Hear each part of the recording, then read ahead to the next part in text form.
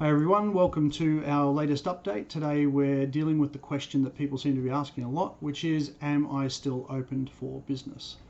This is based on the press release from the Prime Minister last night about 8-9 o'clock, which was March 22nd yesterday, and implemented today, March 23rd, about lunchtime. So we'll just go over some of the main points from that.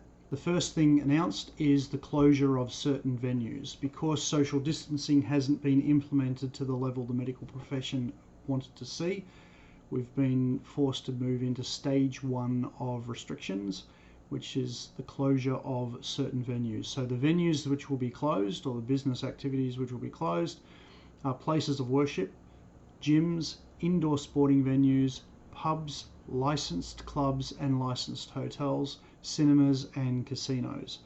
So there are a couple of minor exceptions to that. Is the drive-through bottle shop and also the accommodation portion of hotels are still open for business and can continue operations. So if you are not one of those, then you can stay open for business. So just repeat them again: places of worship, gyms, indoor sporting venues, pubs, clubs, hotels, cinemas and casinos. Everything else is okay to continue operating. The next part is changes to some existing venues. The main one being restaurants and cafes are now no longer having in-house dining. They're restricted to takeaway or delivery only. That's from lunchtime Monday the 23rd. The other restriction is that for aged care facilities, they are putting restrictions on the number and types of visitors that the residents can have at aged care facilities, which is a big change and unfortunately not a good one. But the aged are the number one vulnerable component of our society, so we need to look after them as much as possible. The next part is a reiteration of something that was implemented already last week, and that is that outdoor mass gatherings are restricted to 500 people and indoor mass gatherings are restricted to 100 people. So every event that had more than those numbers has been cancelled or needs to be cancelled or will be cancelled. And so if you're moving forward and you're arranging some of these activities, make sure those things aren't included. And unfortunately, some of that also includes funerals and maybe even weddings, but we're still waiting to hear back on that one.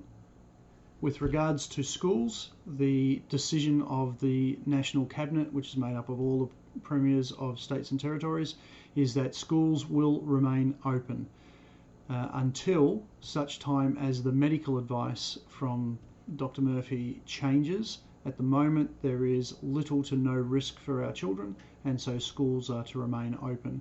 Victoria is the only one that's a little bit different than that, and that is they're bringing the school holidays forward a couple of days. So schools in Victoria will start their school holidays tomorrow and go for 2 and a bit more weeks.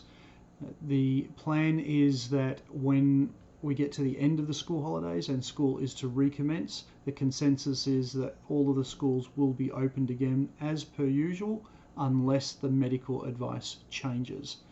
So the idea will be that if you want to, as a parent, take your children to school, you can take them to school.